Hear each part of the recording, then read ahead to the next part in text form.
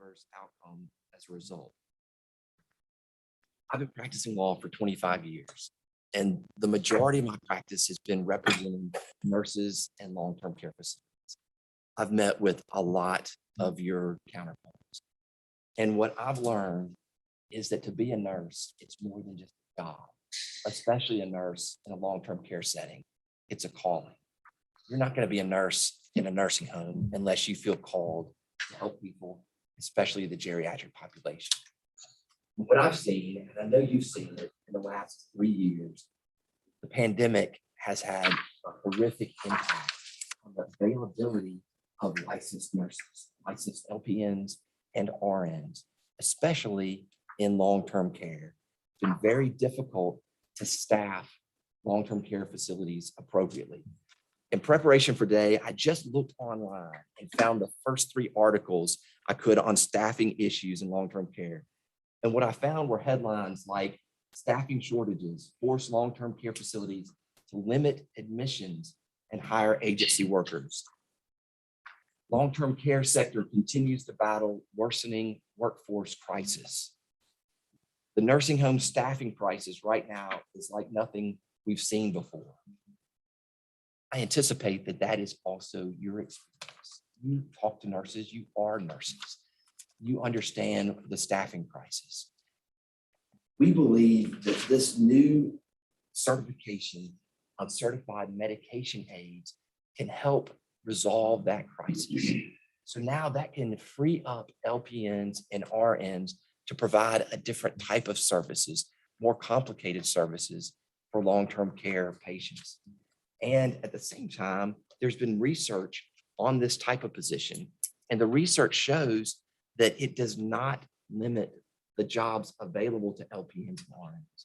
I know that there's been some concern expressed in the past that if we have this certification, would it take jobs away from RNs and LPNs? And the research says no. And the research shows that this type of medication administration certification actually improves quality of care at long-term care facilities. So I've asked Tina to come with me and just briefly describe the experiences she's had in the last 3 years with staffing at long-term care facilities. Yes, and good morning. Again, I'm Tina Alexander. I'm a vice president with Terra Cares. As vice president, I support 8 facilities in the state of Mississippi and also facilities in Louisiana. My career started as an LPN since 1994, so I'm very proud to hold that title. I've been a licensed nursing home administrator since 2002. I've operated several facilities, so all of my time has been in long-term care. What we've seen over the last couple of years, of course, when I got out of nursing school, nurses had to wait for a full-time position to come open.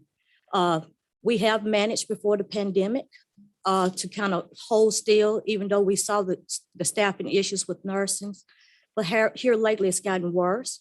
Of course, we're up against a lot of things, agency nurses, and then the recruitment of these nurses that's taking traveling assignments. With the Cna shortage, we find a lot of our nurses getting burnt out. They're having to assist the nursing assistants on the floor. We've had director nurses who has quit the long-term care. Our turnover in director nurses is horrific. One, because of the amount of LPN openings, and most people know in nursing homes, most of the LPN's time is taken passing medications in a nursing home. So now that they're passing meds, they're also short of CNAs. We have director nurses having to burn long shifts, weekend and nights, filling in on the floor to do meds. So that's the opportunity we would like to see, give relief to the nurses in the long-term care facilities. And I've also talked to other operators of hospitals. So not only from a long-term care perspective, but I think it's looking at nursing as a whole. What can we do to enable our nurses to provide the better quality of care, not getting burned out from the nursing assistant relief, not getting burned out because we're short of nurses. And that's what we're here to plead for your support. I'll tell you, if you didn't think it was a calling to be a nurse before the pandemic, you know that only those who were left working on those front lines believe it's a calling. They believe in what they do. It's more than just a job. So what we're here to do is to answer any questions you may have. And I've put in front of you, you'll see a handsome Butler Snow packet that has sort of what we thought were some key points for a CMA proposal, along with some of the support, the research we did, just a couple of articles to support this concept, along with my contact information. What we're envisioning, and it's really, we could do it any way the board would like it to be, because this is a new opportunity, and I think a good opportunity for us to develop this concept in conjunction with you. But what we were thinking was that this certification would go through the board. It would be a license so that it would bring revenue stream to the board. So you would get some benefit to regulating this particular position. And you could help us develop the right kind of training, the right kind of experience, and the restrictions that would be placed on this certification so that you could say they couldn't administer controlled substances. There are certain things that you couldn't do. So you could really help us develop the scope of things. So we would like to do this in conjunction with the board. And again, the board would provide oversight for this position. Alabama just implemented certified medication aids on January 1 of this year. So it's not recreating the wheel. There are other states that have done this, and we can learn from them and sort of copy what they've done to see what works and what doesn't work. So that's really what we wanted to do today, is just present this concept to the board, answer any questions you may have. I'd love to get your input. We can do that now or at a different forum if that's more appropriate. But I'd love to get your thoughts on the concept and whether you feel like the board would be interested in pursuing something like this. Any questions? I most certainly do. Well, I am a nurse ready. aid educator. I've been a nurse aid educator for 13 years, and there was a statement you made that concerns me. Certified nurse aides cannot administer medications, period. It is out of the scope of their practice. So when you made the comment, there's a certification they can pick up to add to it. No, that is two separate areas. They will have to choose which role they will be working in that long-term care setting. Because the other question I have, have you had this discussion with the Department of Health? Because they're the regulators for nurse aides in the state of Mississippi. We started with you.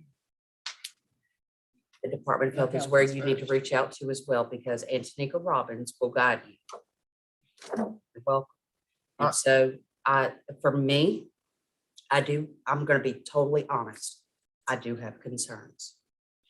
Simply because, and like yourself, we've been educators for a long time. We know that the folks that we may work with have varying educational backgrounds. One wrong medication that they're not educated about is an issue for the public safety. That's my concern. I know that I've educated well. Mr. Cummins is an educator as well of nurse aides. That is my biggest concern, is patient safety. And also when we look at the pandemic, absolutely. And my concern is also this. If I, an educator, am having difficulty getting nurse aides into a classroom, what is your proposal to get them into a medication class? Because if I can't get them in there to provide care, which as an LPN, I still work a cart. If I can't get someone to assist me in the care of a client, what good is it going to do for me to have someone to give medications? Because then that means I'm going to be providing the care for the client as well as carrying both roles. Does that make sense what I'm saying? So these are concerns for me. So that would require close oversight by the licensed nursing staff at the facility. So I hear what you're saying. And it sounds like, and this is exactly the kind of feedback we were hoping for. It sounds like you would prefer a separate training process, a certification completely different from It absolutely has to stand separate. And trust me, I've looked at it. I've considered, I know that Louisiana offers it as well. There's classes there. The curriculum can be done. I've read up on it. I have the books on it. It doesn't always mean it's right now. So I think the important part of this conversation is also to bring the Department of Health into play, because they are the regulators and surveyors for long-term care. You're welcome. Jeremy, do you have some- Yeah, Thank you for that presentation, Ms. Alexander. I, as you, have been an administrator for many, many years. So I'm very familiar with the long-term care industry on the local side and a corporate side. My question is this does not relieve the nurses of Mississippi or the facilities of Mississippi from having to have nurses. No, sir. Medication aid is not going, so we can't bring this to the approach saying this is going to help solve the nurse shortage. Because this is just an added something, simply because Mississippi State Department of Health has minimum standards that every facility has to follow. They're surveyed by those. And so the presentation, I guess, needs to be very transparent and clear that this is not something that's going to affect nursing shortage. It's not going to help. It's not going to hurt because, you can't bring a medication aid to take the place of a nurse. That's exactly right. I appreciate where you're coming from. And it wasn't my intent to Right. say that they would replace LPNs and RNs. They have to be supervised. Right. But our hope would be that this would free up LPNs and RNs to do other types of tasks like treatments. Yes, correct. My concern would be that this would actually hinder nurses because now instead of giving the medicine and doing the checks, whether it be a blood pressure medicine and have to take the blood pressure before, whether it be given an insulin and have to check a blood glucose before, whether it be a narcotic, there's lots of areas that this could be liability all over the place for a facility. Now, I'm just speaking from long-term care facilities because that's my specialty. But I'm like Ms. Culpepper. This has got to start with Mississippi State Department of Health before it ever comes to us, because they're the ones that have to alter their minimum standards to approve medication aids, because that's where it's got to start. And then at that point, I think that we could revisit this maybe, but I've looked at it, I've researched it. When you're in our positions, you sit there and try and think of every possible option. But I'm not sure that this is an option that's going to give relief. I'm afraid this option would give more liability issues and more oversight or supervision for the nurses, as opposed to going ahead, giving the medicine and being done with it. That's my piece. Ms. Alexander, Mr. Fryer. I'm Shirley Jackson, and I'm a little bit of both. I am a former health science supervisor, and I agree with both of my colleagues. Ms. Robbins is your first contact, but you also have to understand on the Department of Education, the career and technical, health science programs have offered nursing assistant classes to graduating seniors. So that would be also an entity that you need to follow through on, is with the Department of Education. Because State Department of Health comes first, and then they had to venture in with State Department of Ed to make that work. Maybe Melissa Parker or Francis Fair at the State Department of Health, they're over licensure and certification. That's where you probably need to start. I would say before you even go the direction of the CNA program, you need to look at licensure and certification guidelines have to be put in place before any of this other stuff even matters. If it's not licensure certification, CNA programs, education programs, that's got to be secondary and tertiary to licensure certification. That's where you got to start. And I think, I'm sorry. And I think I'm not above having the conversation and reevaluating what you have to present. But I also think when it's represented, I think we need data. And data as far as what is the safety like in these other states that have the medication nurse aids. That is super important to us because we are charged to protect the public. And in order for us to back something, we need that data. We can do that. Thank you. In the states where this is already in place, what has been the time frame from proposal to actual implementation? And secondly, since they have raised concerns about liability, is there I guess, I know for attorneys, there's E&O coverage. Would that something be in place for these practitioners as well? Certainly, it would be. So it would be coverage available, just as you can obtain insurance coverage for a facility. It would cover any sort of medication error like that. I'd love to bring you data, and we'll do that next time we're here. There are actually studies that show that medication errors decrease with the use of aides who are administering, that's their job, is just to administer routine medication. So it's actually been an improvement in those states that have adopted this. Typically, it takes time because you have to lobby. You have to get the Department of Health on board. So it takes at least 18 months to get this program going. So it would not be something, unless you guys approve it right now, we can't start tomorrow, certainly. Right. It's going to take some time. So really what we wanted, and this is great feedback. This is exactly what we were hoping for, to hear what you like about it, what you don't, what you think we should be doing differently, and what would help you to make a good educated decision. I'm sorry, I'm so full of questions. So based on the regulation of, and you have to be careful when you say CMA, because that could be certified medical assistant. True. Right. That's, and Terminology has to be strictly careful something with. a lawyer came up with. Well, who are you? Because I know that some states may say we want the Department of Health to regulate us. And it almost, and I'm just looking for clarification. Are you wanting the Board of Nursing to regulate medication aids? So what I wanted was the Department of Health to set regulations, but for the board to assist with licensure and training. That's something that you would consider. I think that would have to be a discussion that we would have to have at a later date with that data and all that other stuff, because that rather would you be a not- massive undertaking. Yeah, I'd rather you not have that discussion today. And this one was relating to a lot of states, they require, it's a separate course. These people will have to actually go through like a 4-month course to pass medicine. So it is a separate training.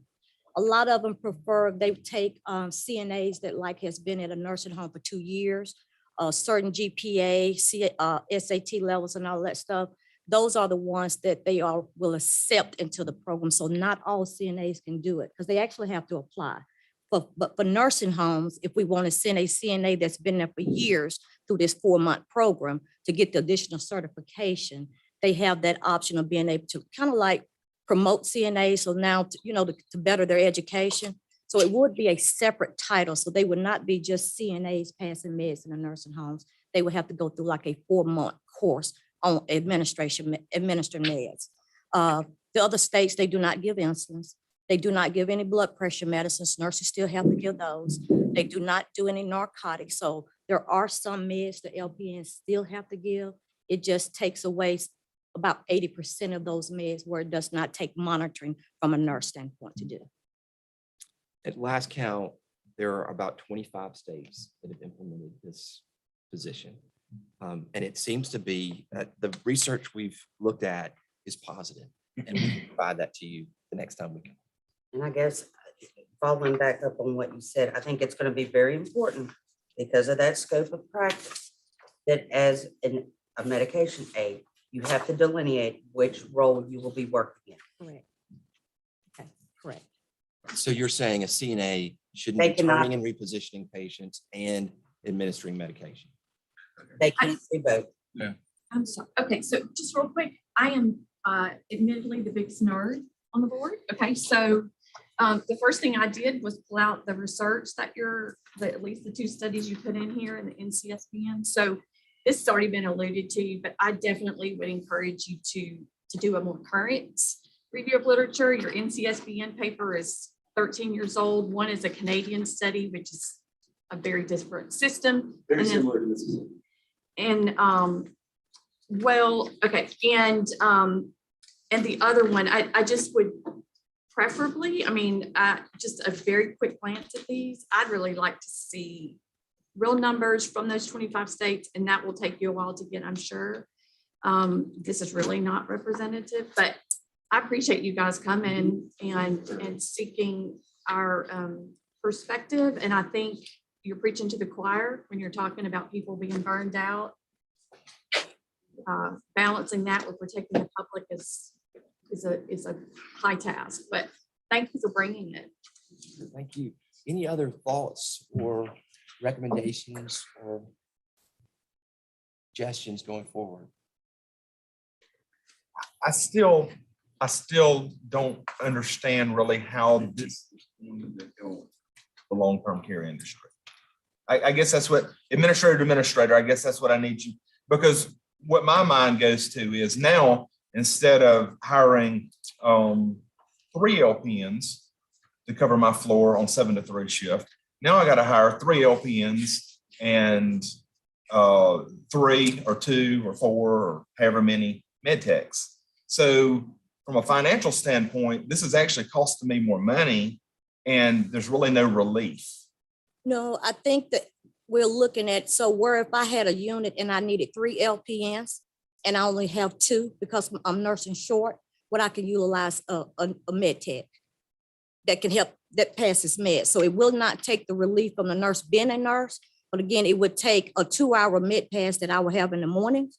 And here now there are 2.5 hours, most of them. Well, that may take that nurse now down to 30 minutes that this med tech is doing meds, because I will only have to monitor blood pressures, to insulins, and oversee NARCs. And it also enables her to do more one-on-one patient care. But your staffing numbers are going to drop. No, staffing The numbers, quality measures and your staffing numbers are going to drop because you don't have enough nurses to take care of people. As far as if survey comes in and they see you with 1 or 2 nurses when you should have 4 nurses, just because you have med techs didn't take the place of the nurse. See what I'm saying? right. So if they come in, you're going to be at risk of a immediate jeopardy because you don't have enough nurses to take care of the people you got in your building. Well, in other states, the med techs are considered hands-on, just like the LPN. So if you look at it from a hands-on standpoint, because they are delivering care. Because So- medication pass is part of delivering care. So in essence, at the end of the day, the ball of wax is that the med techs are going to take the place of the nurse. No, we would prefer nurses. We prefer nurses all day long. I mean, if I had openings, if I had 5 LPN openings and I had 10 CMTs, I'm going to hire LPNs because that's my number 1 choice, is to hire a nurse. But in situations where we don't have that nurse and we can't replace, then they would be used as a last resort, not to replace the nurses. And I'm sorry, but I think what Mr. Cummins is saying is under the Department of Health, we are required to keep a census.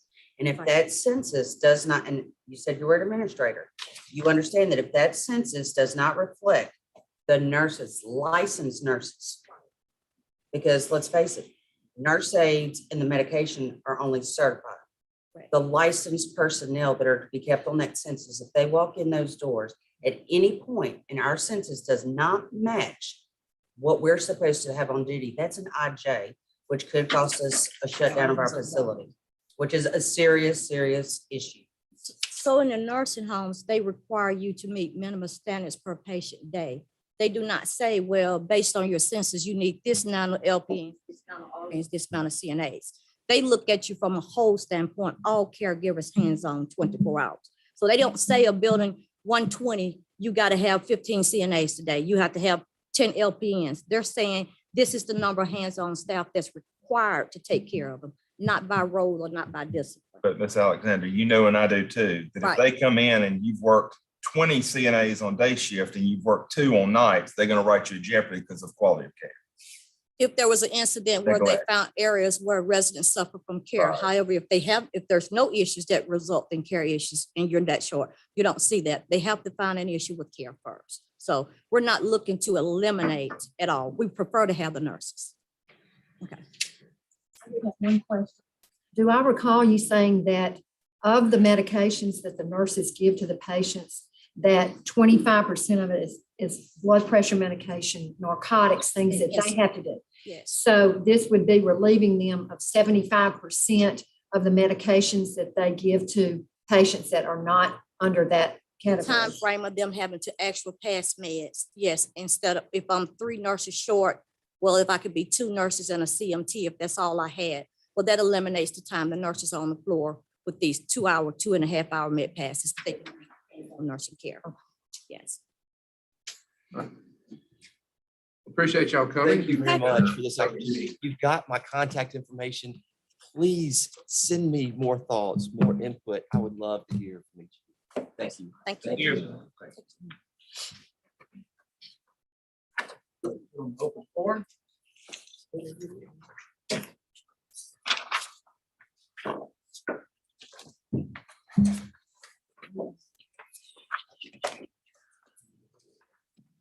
Thank you all. Hello. I'm Melissa Temple, and I'm the Nursing Education Director at Mississippi Institutions of Higher Learning. And I just wanted to give you a brief update. I did give each of you a handout as well. Those are some of the handouts that of some information that we've put together during this legislative session, just to give you an idea of some of the things that they have asked for and some of the stuff that we've collected. The first one is January the 6th. And that handout just provides information on registered nursing qualified applicants to programs. And, you know, the question was asked about how many applicants are turned away each year. And looking at a review of the last 5 years of annual reports, there's an average of about 1,900 qualified applicants that are not accepted into nursing schools each year. And also on that is a average salary of nursing faculty as well. The handout dated January the 10th, we went back and did a survey of nursing deans and directors across the state to ask about student enrollment and what they may be doing to retain and attract nurse educators to nursing. And the most frequently reported barrier for admitting qualified applicants is the lack of ability to retain and attract nurse educators.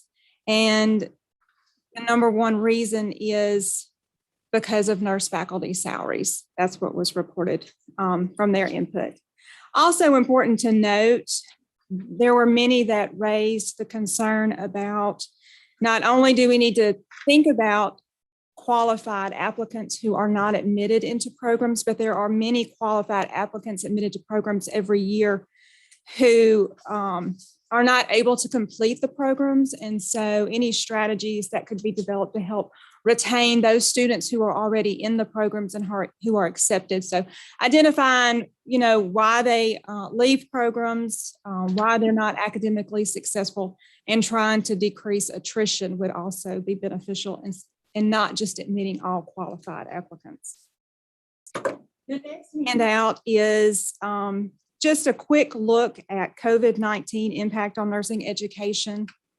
And there was a drop, just a slight drop in qualified applicants in the state, 436 from academic year 1920 to academic year 2021.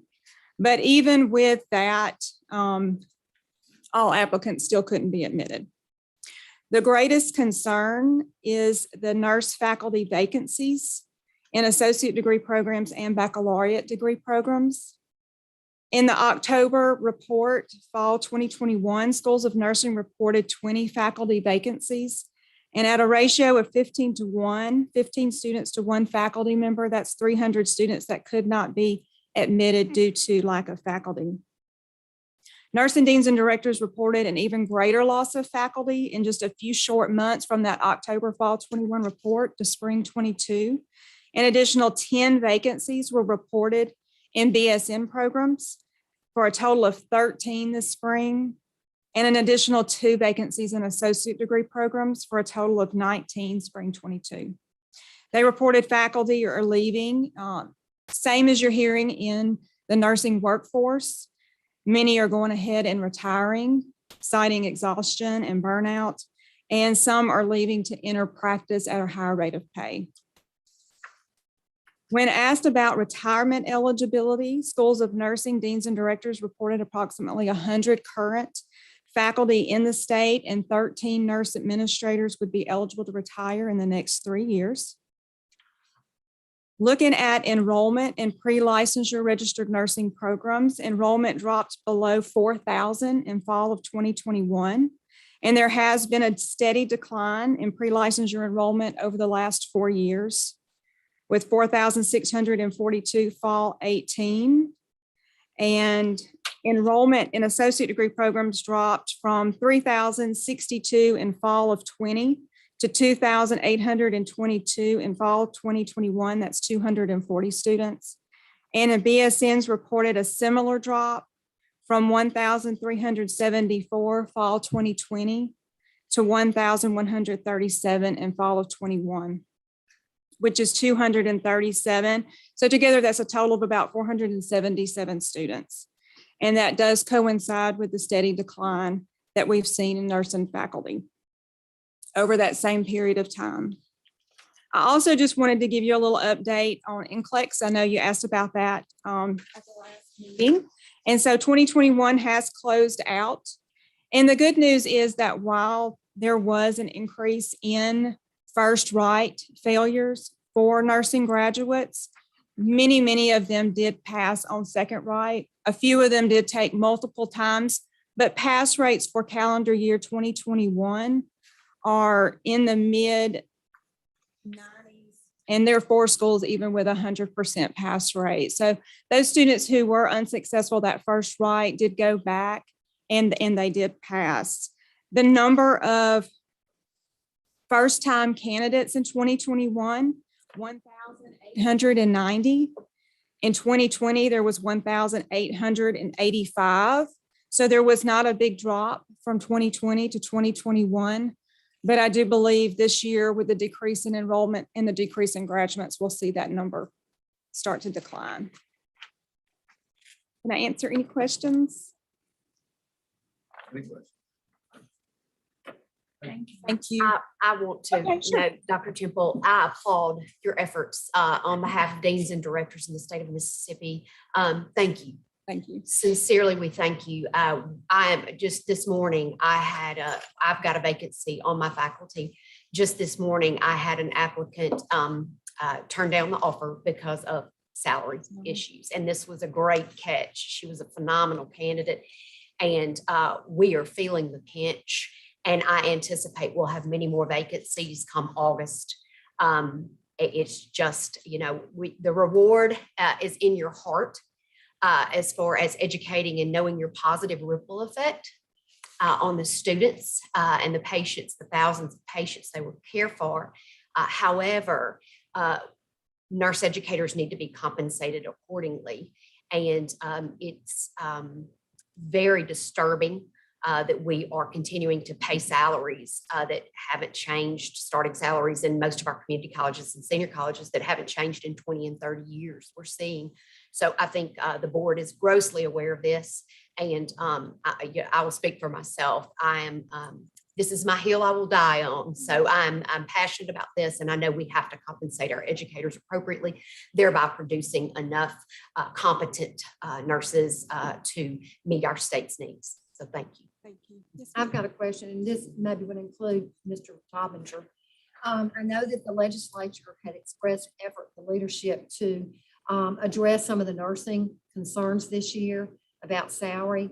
Is this something that, do you think, Mr. Bobinger, do you think that anything will be actually transpire in the legislature this year that would help increase some of the salaries or address these? I don't know of anything this legislative session for salaries. Thank you. Thank you. And any other members of the public? All right, ONW. Mr. President, we have nothing coming out of ONW. However, we do have a scheduled advisory committee meeting for March. So we'll be working on. All right. Dr. Burns. Good morning, everyone. Morning. I have one item to bring before the board and several updates. The item that I'm bringing before the board is regarding KHO Healthcare Training Facility. They submitted a proposal to teach the IV therapy expanded role course. The proposed plan, it included utilizing curriculum as outlined by the board. Their proposed scheduled first course was planned for March 7, 2022. I toured the faculty on their facility on February the 10th. And my findings were the renovations to this facility are not complete at this time. All the necessary equipment and supplies needed to teach an IV therapy course are not available. The clinical site is Jefferson County Hospital, but there was no affiliation agreement signed. So my recommendation regarding Cahill Healthcare Training Facility that requested to teach the IV expanded role course is it be placed on hold until all renovations are complete and another tour is scheduled to confirm that they've met the criteria and requirements. In addition, recommend that Cahill Healthcare Training Facility also resubmit their application with revised start dates of the courses. With that recommendation, does anybody have any questions? Have a motion to approve the recommendation. Pepper, second. Oh, Jeremy. All in favor? Aye. The updates I have include Concord Career College. Of course, they are currently in stage 2 of qualifying for initial accreditation. We have confirmed and scheduled their site visit. It is for February the 16th through the 18th of 2022. The site visit team will consist of Dr. Shakita Dixon. She's the Dean of Healthcare and Director of the PN program at Coahoma. Dr. Christy Blair, Division Chair of the PN program at Holmes, and Dr. Lisa Pearson, PN Director of Itawamba. And the purpose of this site is we're going to clarify, amplify, and verify all the information that Concord has submitted in their self-study. Another update is regarding the legal practical nursing programs in Mississippi. The names of those programs, it's one program, but it utilizes different names. Allied Healthcare, Allied Certified Technician, and most recently, they have submitted information under the name Allied. Dr. Virinelli, she sent an email explaining to the owner that he was operating illegally in Mississippi because the school is not registered with the Commission of Proprietary Schools or accredited by the Mississippi Board of Nursing. The school is now operating in Alabama, but it is still advertising in Mississippi. The advertising indicates license will transfer from state to state, and you can reside in any state to enroll. This information has been forwarded to the Mississippi Attorney General's Office, Consumer Protection Division for review. And this morning I received a call from Ms. Avery Lee because they had received some complaints this morning, and they are doing a follow-up on all the information that we have submitted to them. And that is the end of my report. Any questions?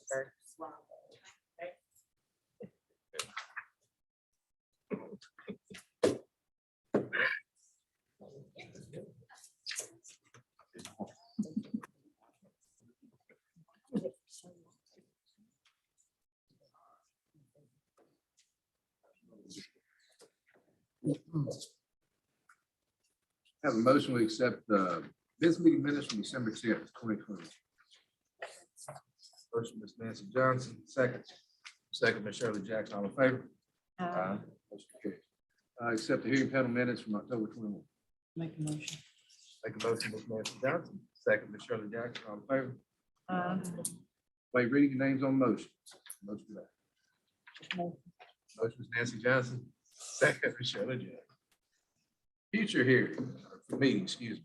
Resettlement proposals April 5th, this hearing 6th to 7th, business meeting April 8th. The panel currently consists of Ms. Shirley Jackson, Jeremy Cummins, Dr. Stewart, and Janie Clamp. Legislation, Trey. Morning. Trying to be brief, but it's going to be very difficult. It has been extremely busy. It's always busy during the session, particularly the first part of the session, but it's been extraordinary, a lot. And I know your passion, and I heard Dr. Temple speaking about salaries for nurse educators. There's so many issues, from premium pay discussions for frontline healthcare workers, education, help forgiveness of loan programs. There's a lot of things out on the table. And I do hope that there is some way, we have the appropriations process. I say we, the legislature does. IHL has a budget, the Community College Board. I'm hoping, that possibly with the focus being so much on the profession, that there may be an opportunity possibly in one of those, both those appropriation bills to try to help, but I know it's a real need. I just want to say real briefly, I'm going to let Ms. Johnson talk about this, but we had both Senate subcommittee hearings on our budget. I want to thank Ms. Montgomery for doing an outstanding job putting our budget together. Ms. Johnson, as usual, did an outstanding job presenting to the committee, not just presenting, but fielding questions from the legislators. And I thought both of those were very productive. We've got a sound budget. We can not only defend what we've asked for as an agency, I think is very reasonable and necessary and needed to complete the duties and carry out the responsibilities of the board. So I did want to make that comment. We had a Capitol Day. I think it was a success. A lot of groups were limited or were not able to have a Capitol Day this year. Board of Nursing did. Unfortunately, that something called the COVID virus knocked me out that day, but thank goodness it was short-lived, but I got a good report back and talked to some legislators that certainly noticed the presence of the Board of Nursing at the Capitol that day. Very quickly, there's several bills. I'll try to be brief that I wanted to touch on. Gosh, I don't even know where to start, really. House Bill 764 passed the House. It's being transmitted to the Senate.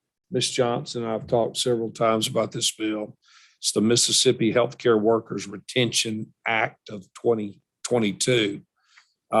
This deals with premium pay.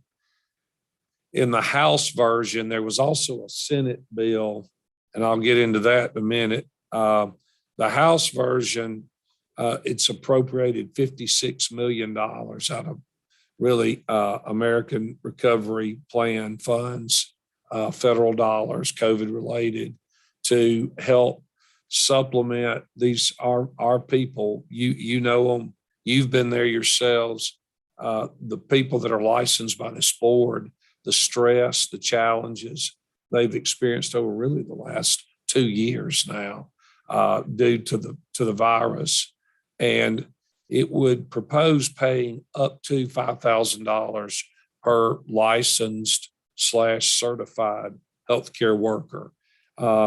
One thing Ms. Johnson was concerned about, rightfully so, there was a Senate version that said it only applied up to $75,000.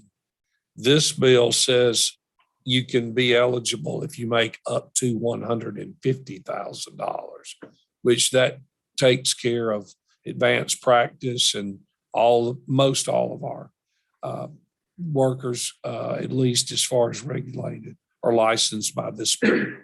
We're going to watch that bill very closely in the Senate. I don't know, Ms. Johnson and I had the discussion.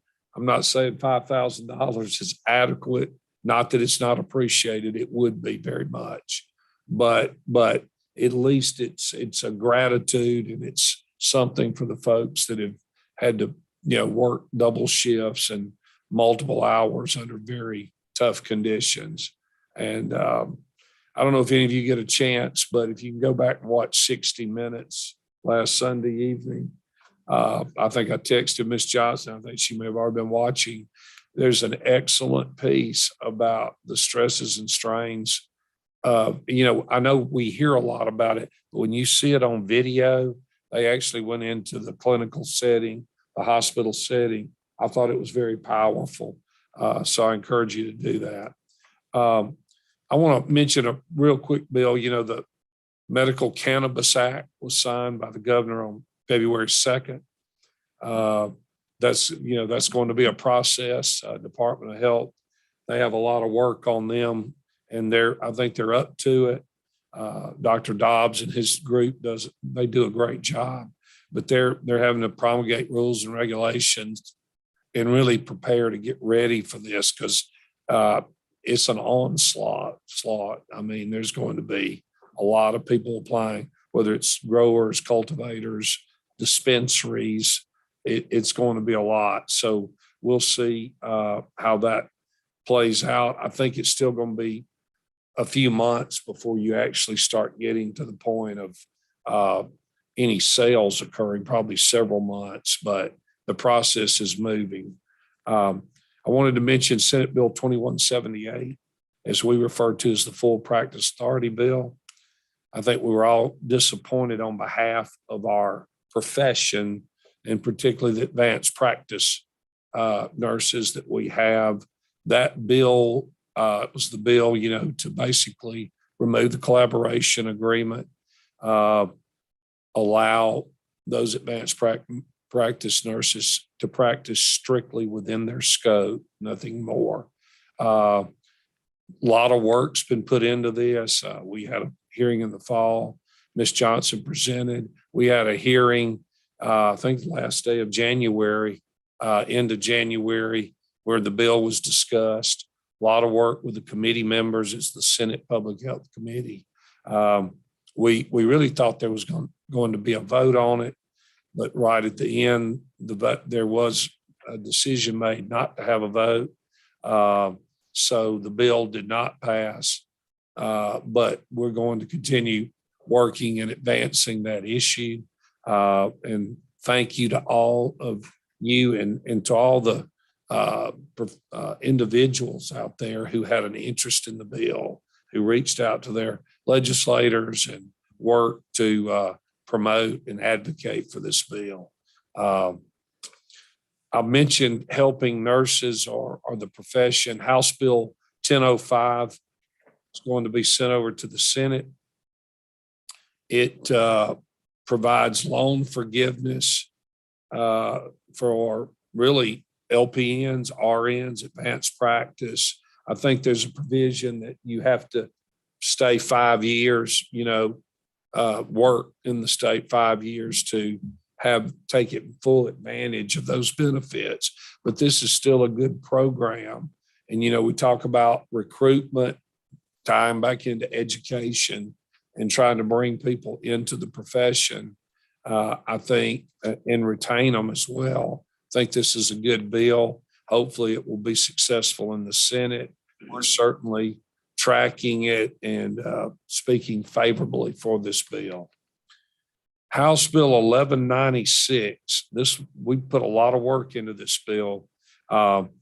It started out talking about the Fresh Start Act, which was passed in 2019, and that was to give folks that had previous criminal convictions, or I should say certain convictions, an opportunity to work without just being denied straight out.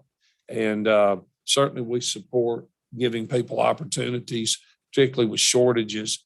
However, there was some cleanup language in the bill I think we were good with. The big concern, the bill contained the entire nurse licensure compact law. That's a big, big problem because a comma literally, Ms. Montgomery, as we taught, a word change, and you could potentially void your compact. And, then you got all your reciprocity issues with licensing.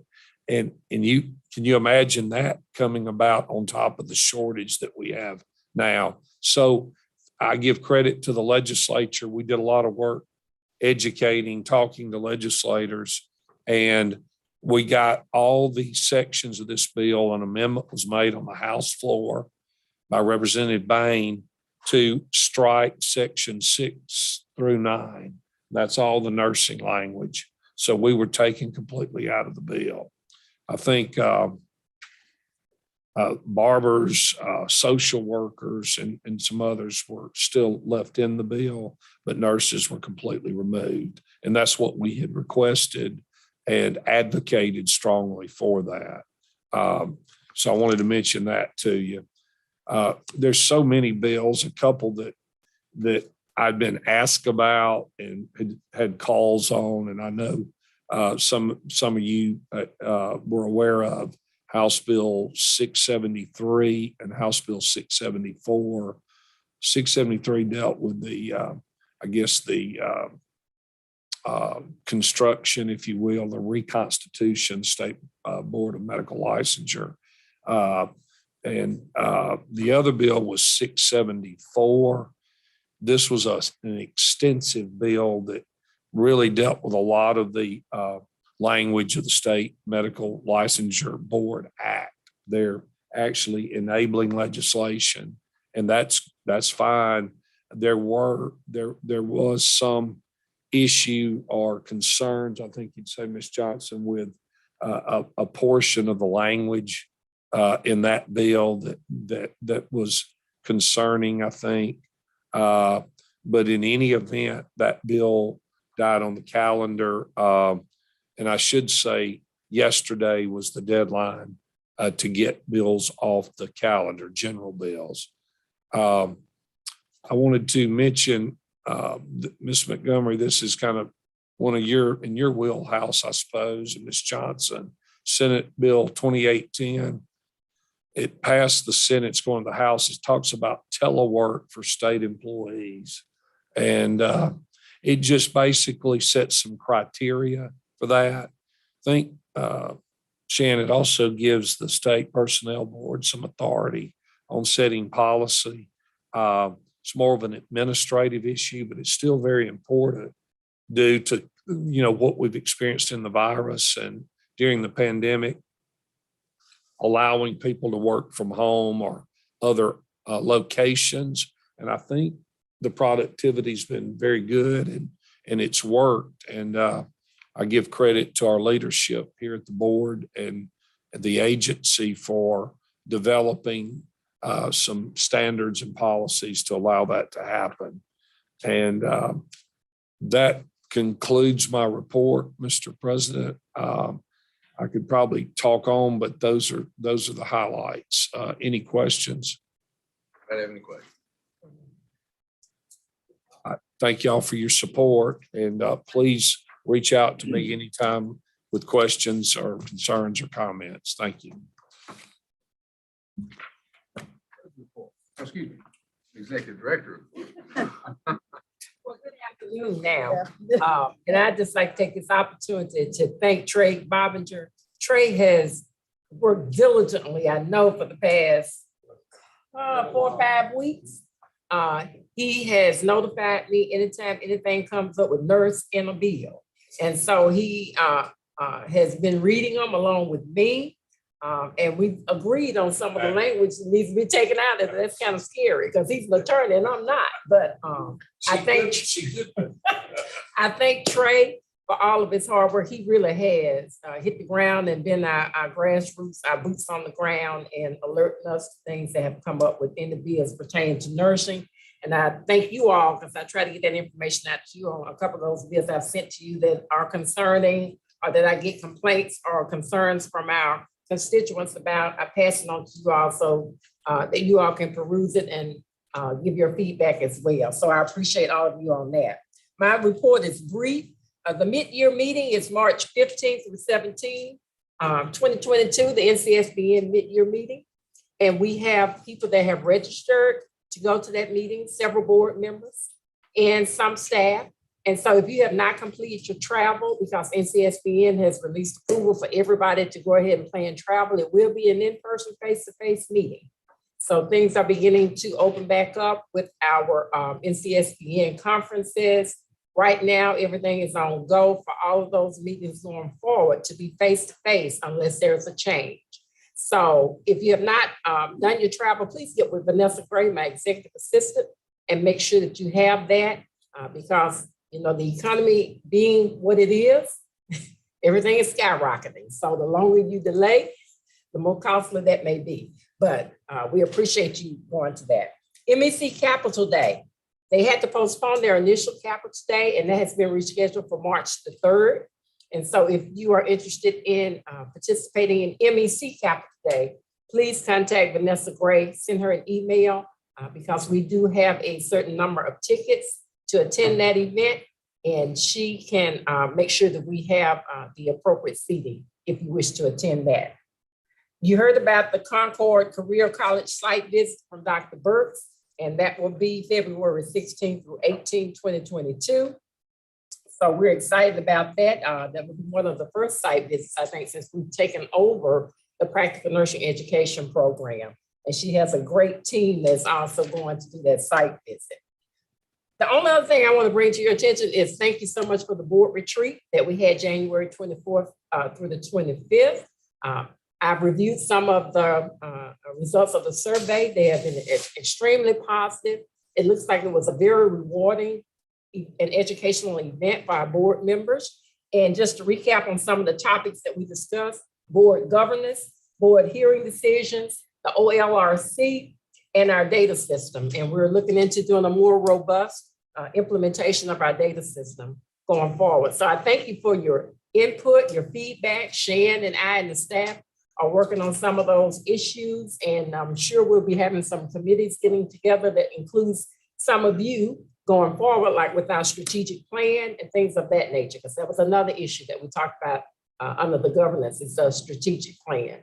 So that's all I have to report. I do want to thank my staff. They've been very busy. You have that information before you, because even though COVID is still in play, we are carrying on the business and the mission of the Mississippi Board of Nursing, and the staff have done a tremendous job. So I applaud my staff for the job that they have been doing. And I'd also like to just call out my legal staff and my compliance staff. You know, we don't have an attorney anymore, but my legal staff and compliance staff has done a tremendous job. I've heard feedback from the board members that were on the panels for the hearing and the agreed settlements of how organized and how smoothly everything ran. And that's a testament to the caliber of individuals that are employed here at the Board of Nursing. Special thanks to the AG's office, Avery Lee and her staff, and their support as we go through this transition. And we will be, I think the advertisements are probably out there. We'll be going out for our attorney position. So we thank everybody that's been very supportive in our efforts thus far. So with that, the budget. Question? All right, budget.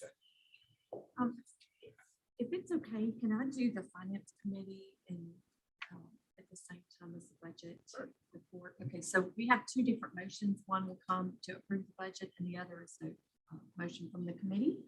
But let me just give you a quick rundown on the budget itself. And you've got these documents, of course, in your handout. Thank you, Shan, as always. But we are in a very good financial shape, as Trey mentioned. Our revenue for December of 2021 was a little over 648,000. Our revenue for January was a little over 380,000, with our expenses for January around 266,000. Now, the bulk of that revenue, as we know, is our LPN renewals, 818,000. That comes from our LPN renewals, so we're happy to see that. And I think that's pretty consistent with what we've had. As of January 31st, the cash on hand for the board is $5,889,117.93.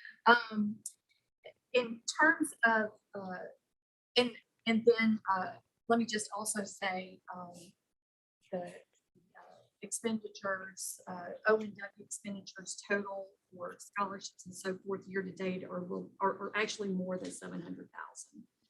So I have information about the budget hearing that I also want to share, but do you want to go ahead and I present that report to you for approval? A motion to accept the budget report. I'll make a motion. Make a motion from Nancy Johnson. Second. Lacey. Ms. Lacey. All in favor? Thank you. And so I want to give you a little bit about the hearing, because we did have a finance committee meeting this morning. And then we do have a motion to come out of that discussion. But as has already been referred, Shannon and Phyllis went to both the Senate and the House hearings, did an outstanding job from all accounts. Nursing, as we all know, is a very heavy topic at the legislature, especially this year. One of the comments, and this is something that we have been supporting, is an increase in salary for our executive director.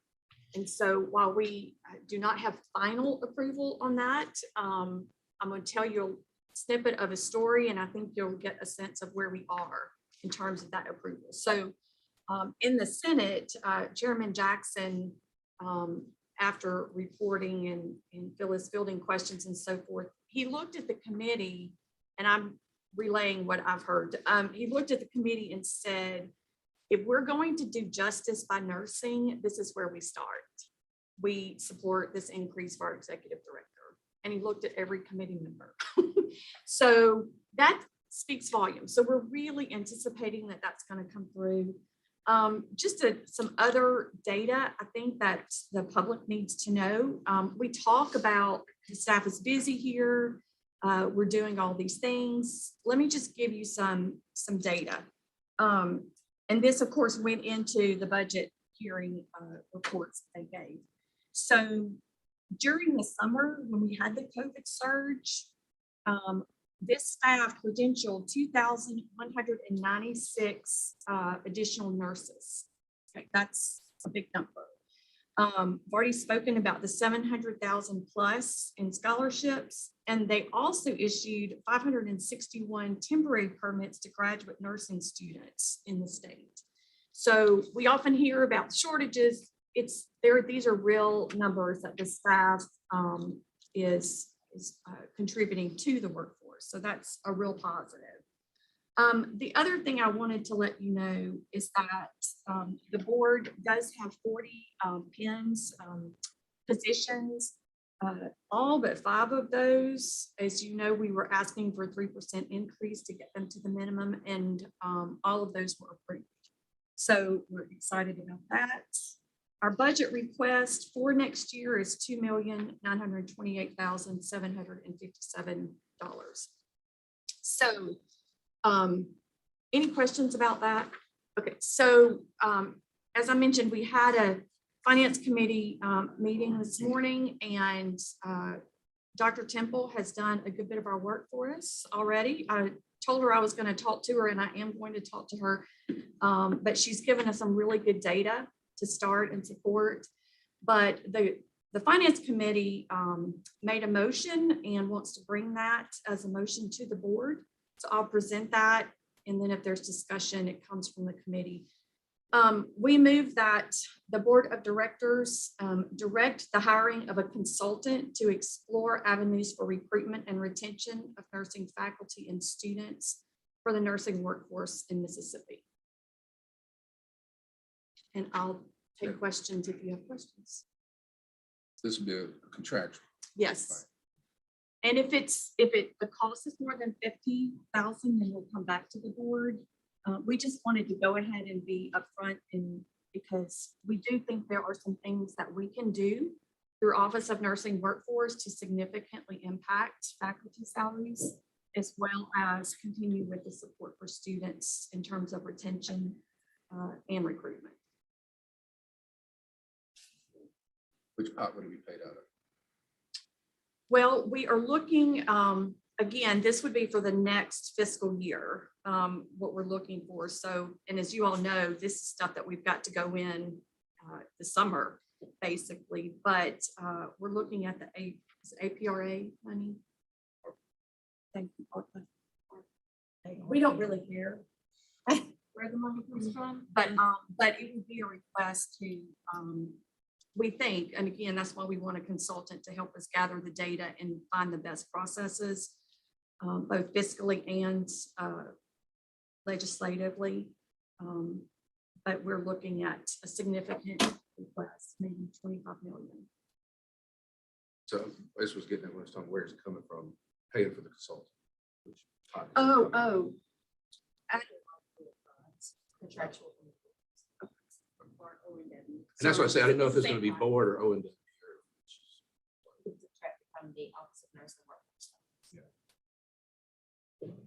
Anybody have any questions?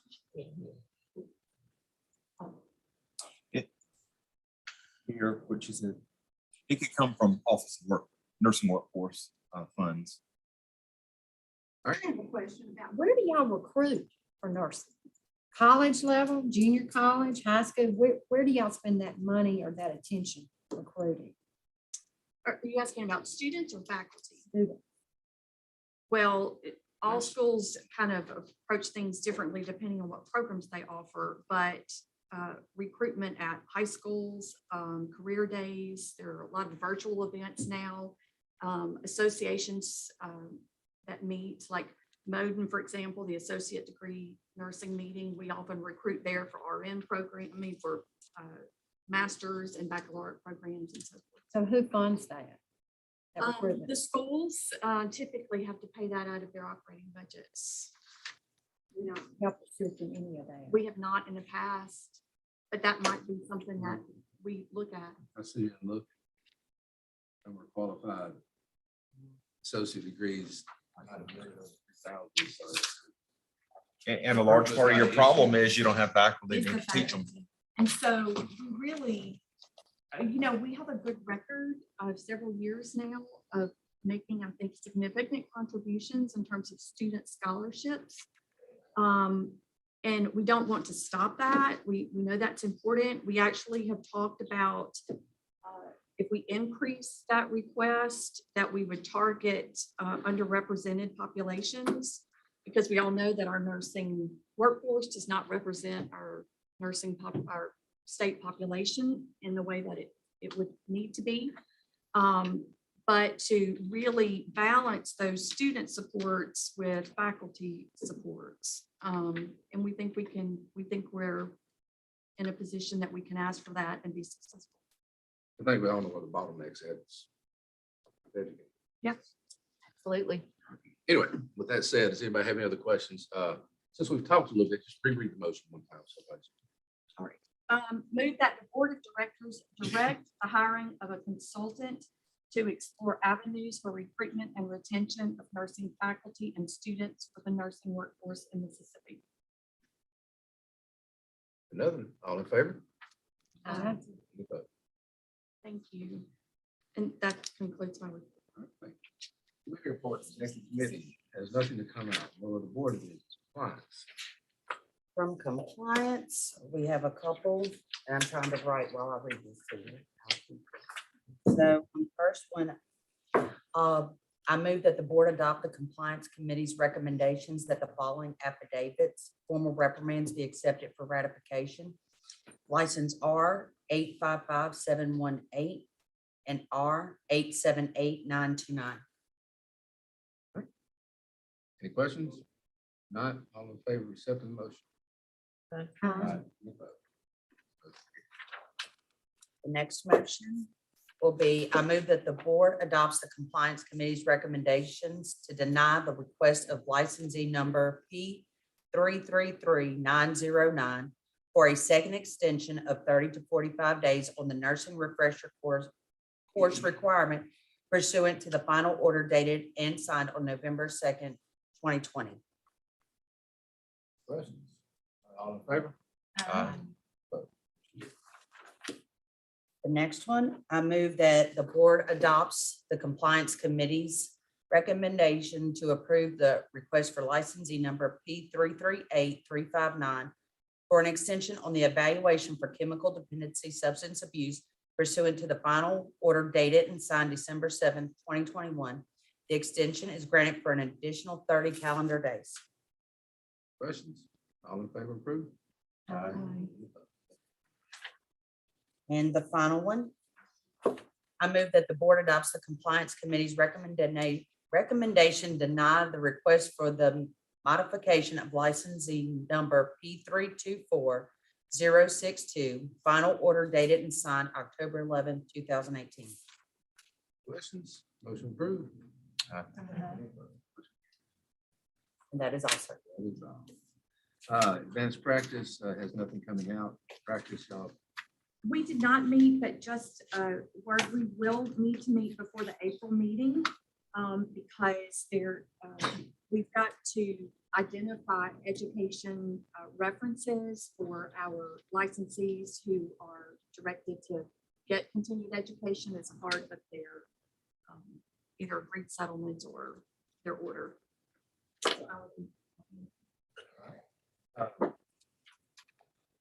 Practice administrative code, there's nothing coming out of there. Finance has already spoken. Officer.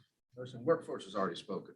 So at this time, I would call a recess until the full board appeal, which I'm assuming is still. We stand at recess.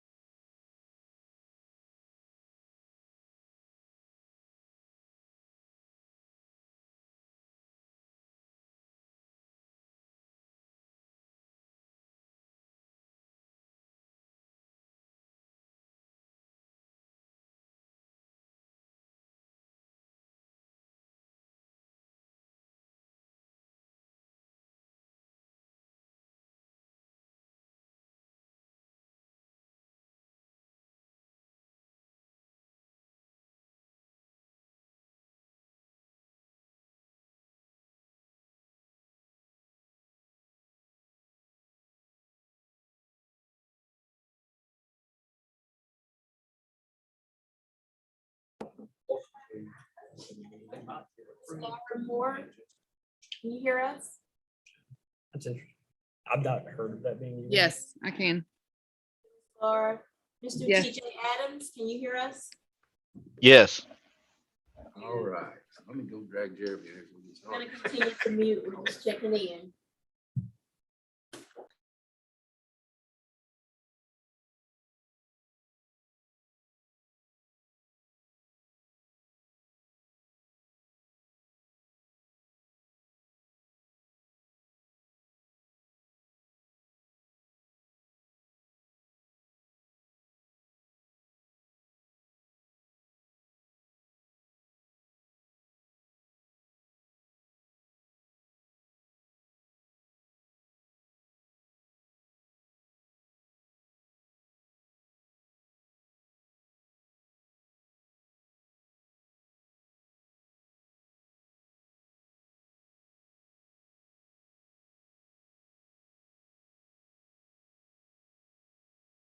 Call us. Excuse me. Call us back in. Basically, the hearing panel today will consist of 7 members. Ms. Nancy Norris Johnson, Jeremy, Lacey Gentry, Janie Clinton, and online we have Mr. TJ Adams and Ms. Laura Moore. Turn it over to you. My name is Edward Wiggins. I'll be serving as the hearing officer for today. The matter before the full board is regarding license number R901359. This is an appeal to the full board. With the appeal, the board must have a quorum of 7 members that has already been established. This appeal will be limited to the record of hearing before the board panel. Will not retry the appeal case. These arguments are to be solely directed to the issues from the record of the transcript. Those parties will have 20 minutes to present their arguments, which are not required to use the entirety of the 20 minutes. However, will be your limit. We're not closing. By the parties not read at length from the briefs or the record. Board members may ask questions of either party related to issues identified in the appeal. Board members who participated in the board hearing panel shall recuse themselves, and they have already done so.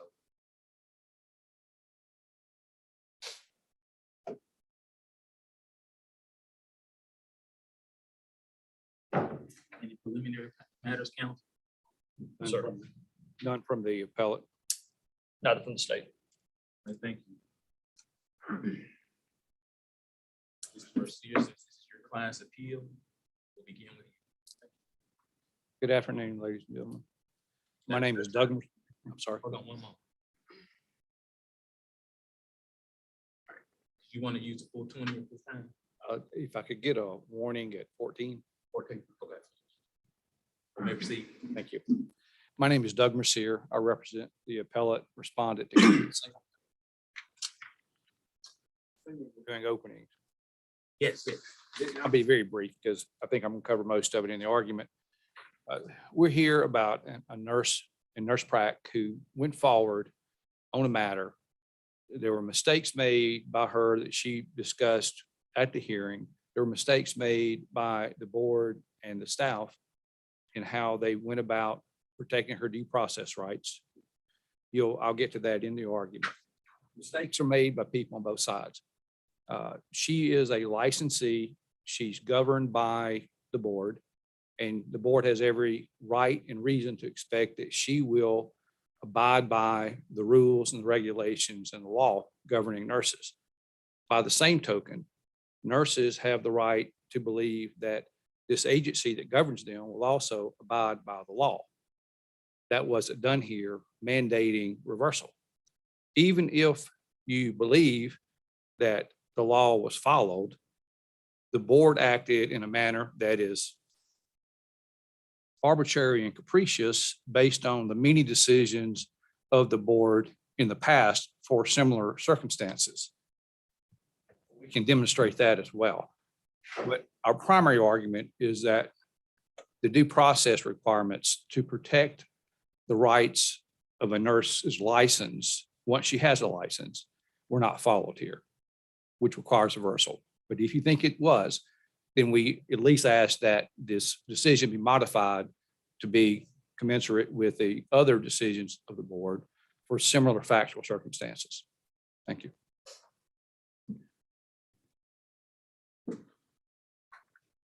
We have no.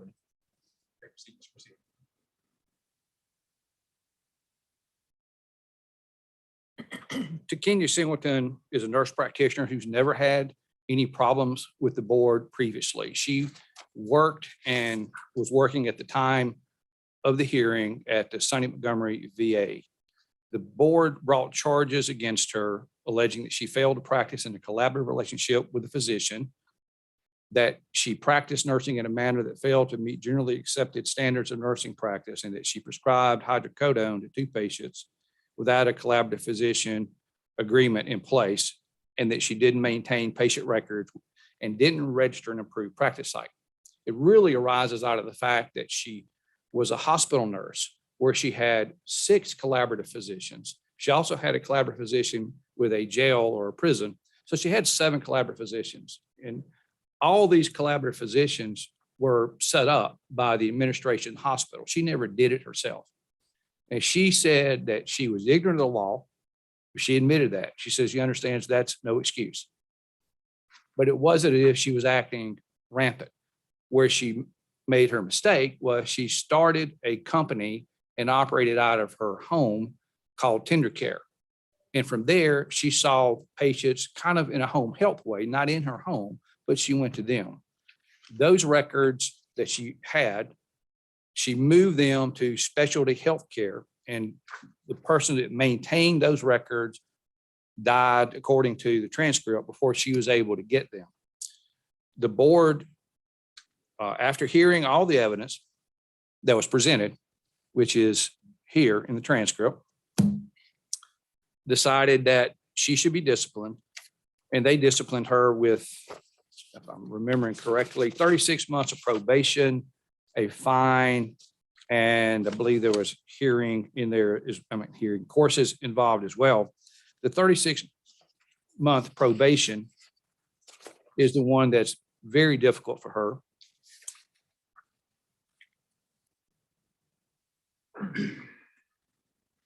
To begin with, no nurse or nurse practitioner has a right to a license or certification. However, once a license is granted to them by this agency, then they do have a right in the manner, in the method in which that license is either restricted or taken away from them.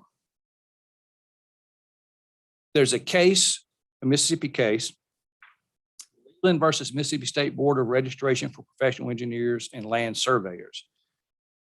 Under the due process heading there, it says, it has long been recognized that professional licensure is a subject of a property interest subject to due process requisites.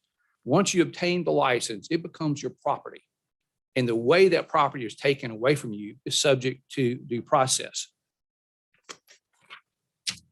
Similarly, there's a U.S. Supreme Court case which says it is longstanding law established by the Supreme Court, I'm paraphrasing, that a professional license is a property right that's entitled to the protections of constitutional due process law. That's from Bell v. Burson. It's a 1971 case. All right, likewise, Kenya's nursing license and privilege to practice as a nurse practitioner constitutes her personal property. Her nursing license and privilege to practice, therefore, as a nurse practitioner, are personal property that are entitled to constitutional 14th Amendment protections. This is what the 14th Amendment says. or excuse me, what the US Supreme Court says about it. The 14th Amendment's procedural protection of property is a safeguard of the security of interest that a person has already acquired in specific benefits. These interests, property interests, may take many forms. Then it goes on to say, to have a property interest in a benefit, a person must have more than a unilateral expectation of it. He must instead have a legitimate claim of entitlement to it. It is a purpose of the ancient institution of property to protect those claims upon which people rely in their daily lives, reliance that must not be arbitrarily undermined. That's from Board of Regents of State Colleges versus Roth, 1972 US Supreme Court case. I'm going through this to emphasize the importance of due process when you're disciplining, excuse me, when you're disciplining a nurse or taking away her rights. I'm sure everybody on this board has always heard due process and due process claims. The typical thing you hear about due process is notice and opportunity to be heard. There's a little more than that. But our due process rights come from the United States Constitution and from the Constitution of Mississippi. This is my little pocket constitution that I carry nowadays. I carried one in law school because in con law, you needed to be ready, you need to be up on it. And recently, not for this case actually, but otherwise, I said that was a good idea. I keep being in court, criminal matters, and I need it, so I got one. From the Bill of Rights, which is hanging up in my office. You have the Fifth Amendment to the Constitution. I'm going to read from it. No person shall be held to answer for a capital or otherwise infamous crime unless, and it goes on. Then further down it says, nor be deprived of life, liberty, or property without due process of law. Now nor shall private property be taken for public use without just compensation. Now, the 14th Amendment similarly says, if I can find it, nor shall any state deprive any person of life, liberty, or property without due process of law. Well, this is a state agency, and we contend that Cna Singleton has been deprived of the full benefits of her license and her certification as an NP without due process. The basis of that, if you'll look on Exhibit A,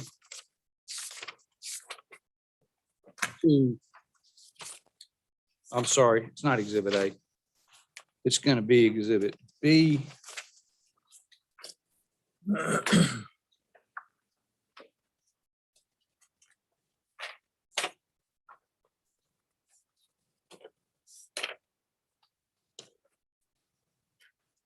B5. If you look at Exhibit B5 to my brief, you'll see that's the complaint where the charges were made against her.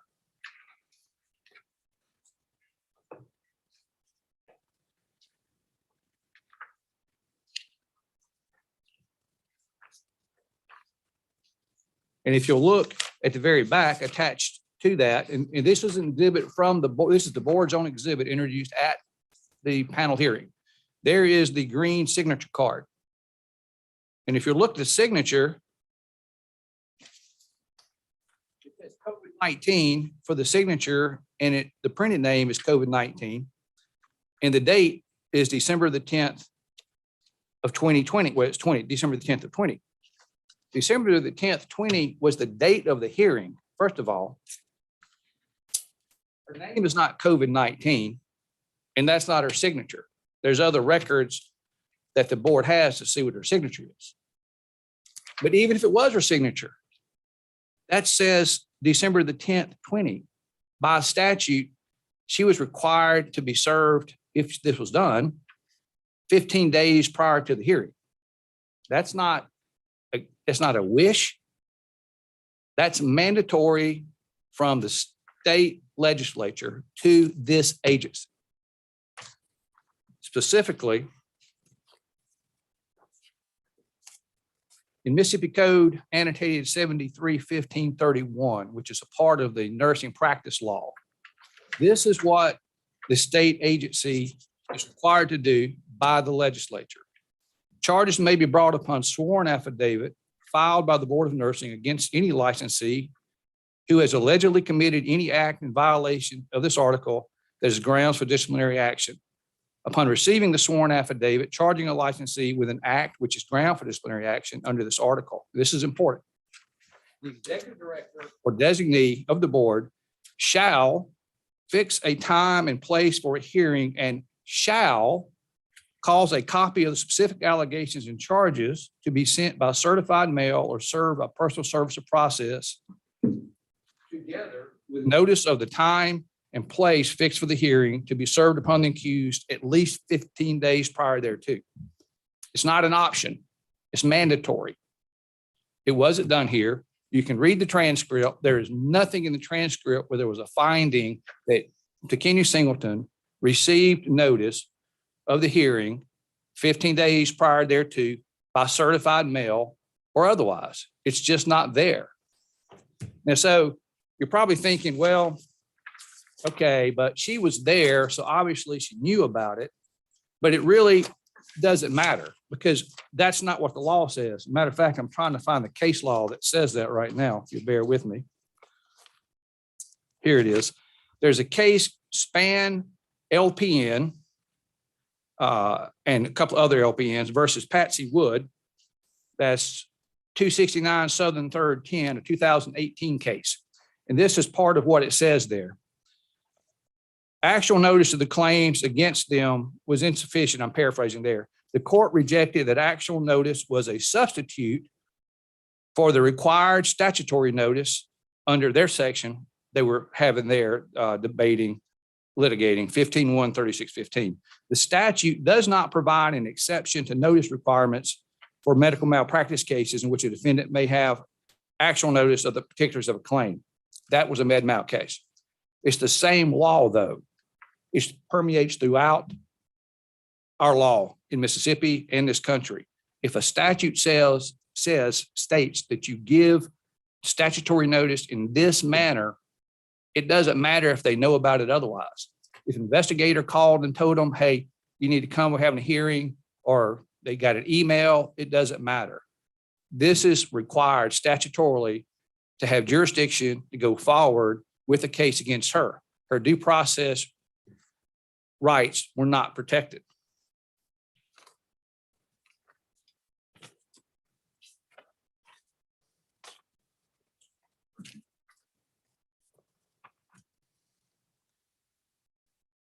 You might say, well, we can look at other statutes or regulations that we have that maybe would allow for this. But under the law, again, that's what we're talking about. Any uncertainty concerning the interpretation, application, or meaning of a statute is strictly construed against the board. That's Hogan versus Mississippi Board of Nursing, 457 Southern 2nd, 9/31/1984. This is what it says. Because 73-15-29 permits revocation of a nursing license, it is penal in nature and therefore must be strictly construed against the governmental agency, the nursing board. The law is strictly construed against the board if there's any question because of the importance of the nursing license and taking it away, which is part of her due process protection.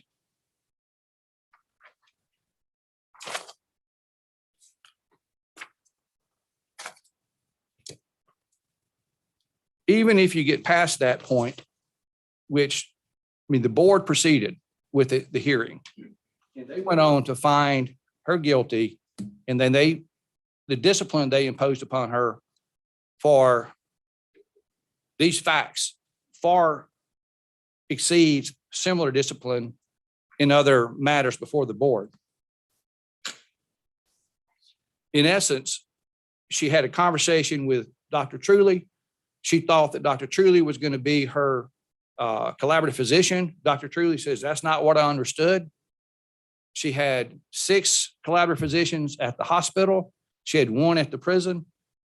But somebody had always set that up for her and she just didn't know. Now, operating this business out of her home is probably something, I don't know if she looked into it or not, but there weren't but a few patients that she went to see from her home. Not saying this is justification. I'm just saying that the alleged crime doesn't fit the punishment, or the punishment doesn't fit the crime, is what I should say. I'll save the rest for my follow-up. Thank you. How much have we got left?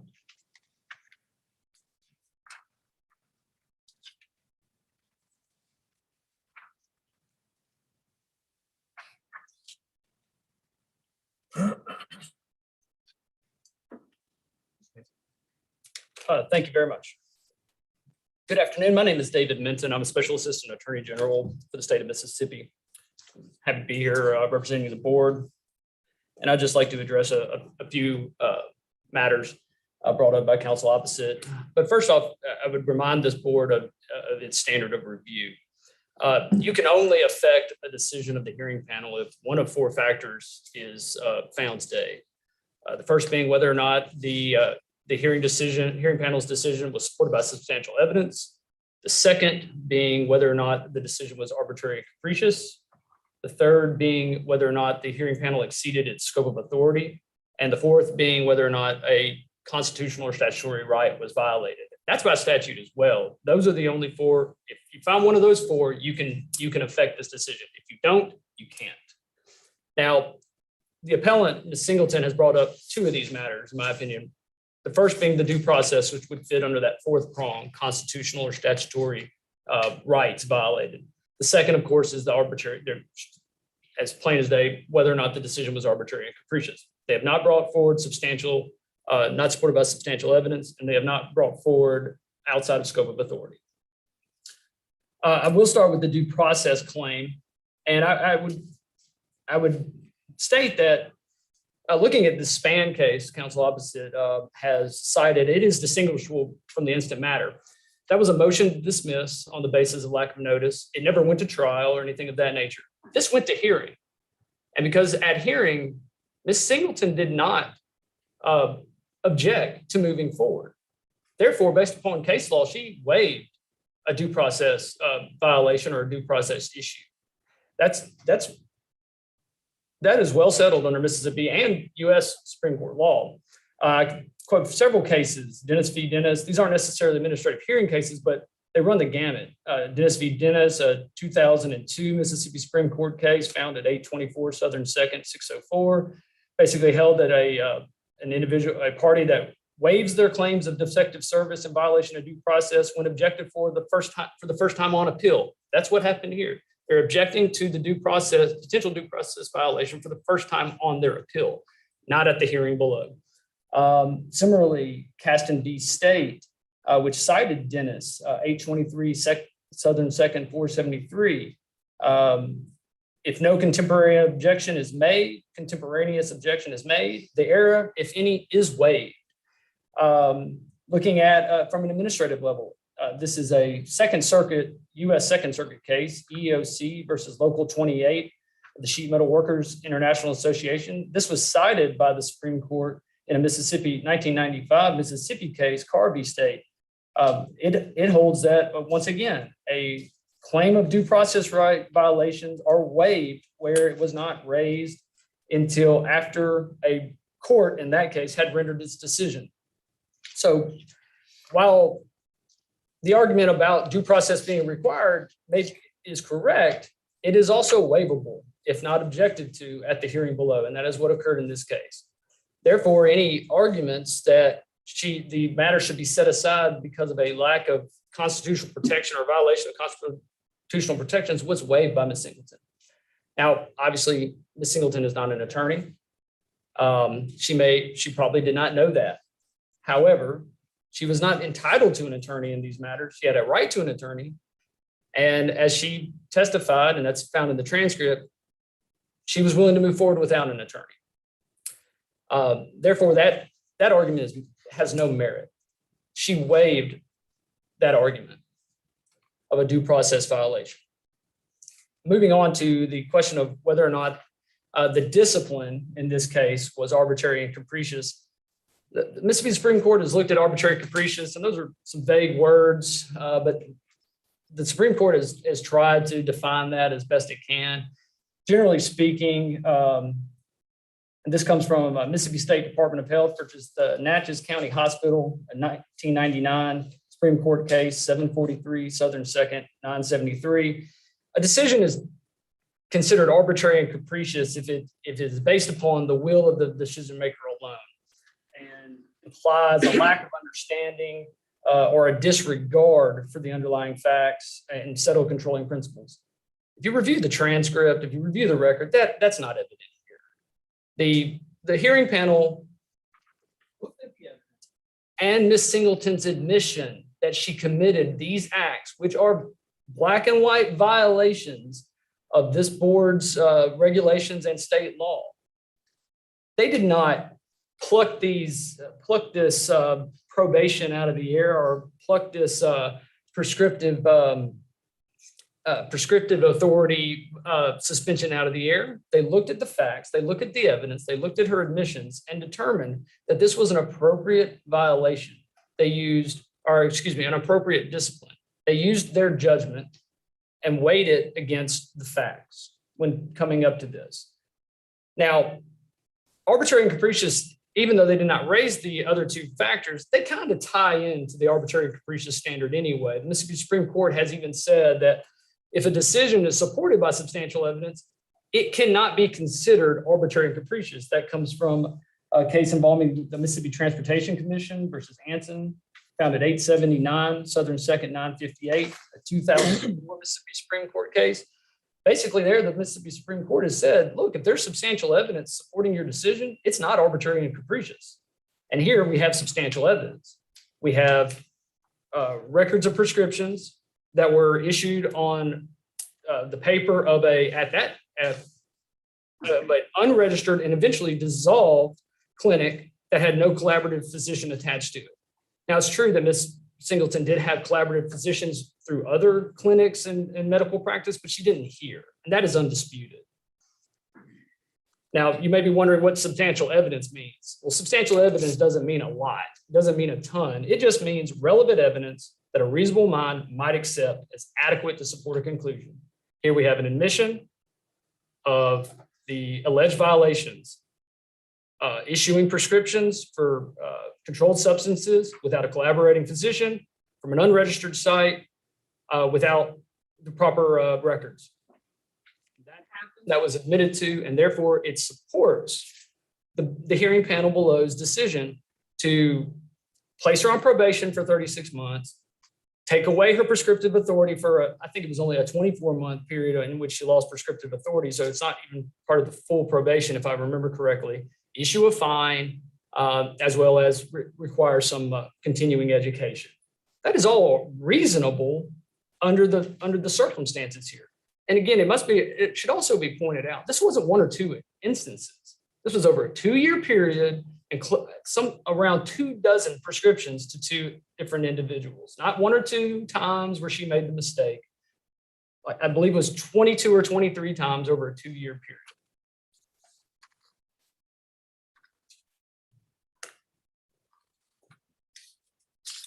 Now, counsel obviously didn't really hone into this in his argument, but they also, in their brief and in their appeal, they reference disproportionality. Disproportionality is not a factor to be considered here, nor is prior precedent. It's whether or not the decisions made by the hearing panel hits those 4 markers. Was it supported by substantial evidence? State contends yes. Was it arbitrary and capricious? The state contends no. Was it within the scope of the authority granted to that hearing panel? The state contends yes. Under 73-15-31-5, the hearing panel has the ability to revoke, suspend, provide other disciplinary measures against a licensee's license upon findings of violations. Were violations found here? Yes, they were admitted to at the hearing below. And finally, the fourth factor, of course, was if a constitutional or statutory right was violated. And again, the state contends that even if it was waived by her failure to object at the hearing below. And that is, again, well-settled law under the state of Mississippi, that if you fail to object to a potential due process violation, you waive it. You cannot bring it up at appeal for the first time, which is what they are doing today. So again, we ask that you look at the standard of review, you look at the record, you see that there was no waiver, you see that she affirmatively went forward with this hearing and her admission and plea of guilty, and find that this decision was supported by substantial evidence, is not arbitrary and capricious, was within the scope of authority granted to the hearing panel, and did not violate Ms. Singleton's constitutional or statutory rights. If you find those things to be true, you are required by the statute to affirm the decision. Thank you. Thank you, counsel. Mr. Mercier? You're not required by the statute to affirm. You can affirm, you can reverse, or you can modify. That's in the board's own regulations and the statute. It's not a black or white either or. Second, I'll say there's no evidence in this record, which is what we're going by. There's no evidence in this record of any waiver by Ms. Singleton. You have to have a knowing waiver. She was not apprised at the hearing that she would be waiving her rights. She was advised she had a right to counsel. She had a right to, I guess, summonses, call witnesses, and cross-examination. Nowhere in this transcript, and you can look, where she advised that if she goes forward, she's waiving those rights. No one told her that, yes, you have a right to an attorney, but you don't have one here today, but we'll give you a continuance if you want to go and seek one. But if you look on page 24 of the transcript, she's asked about having evidence and mitigation. She said, that's correct. And the reason why I did not submit anything, because my intention was to retain counsel, was to bring an attorney with me. That was my original plan. She did not have counsel with her.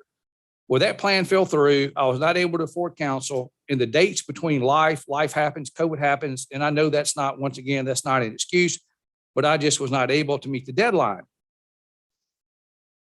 No one said, okay, this is important. It's your license, it's your property.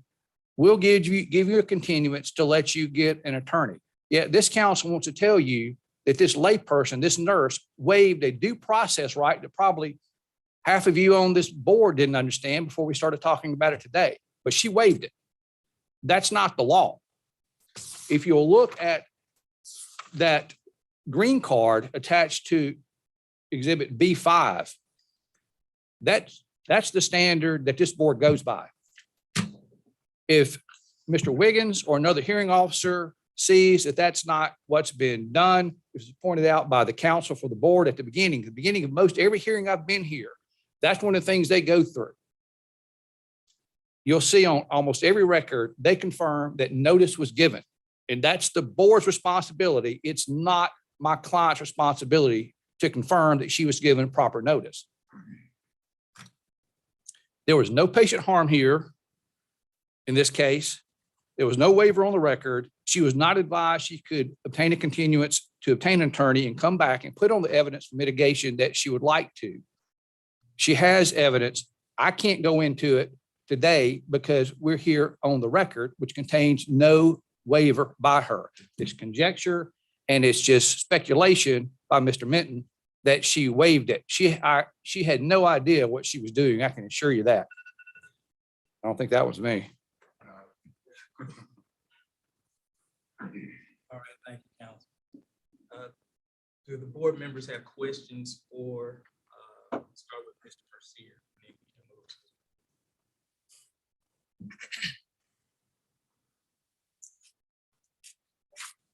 Laura.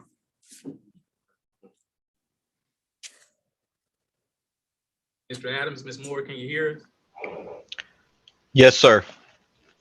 Yes, I can. I have no questions. I have no questions.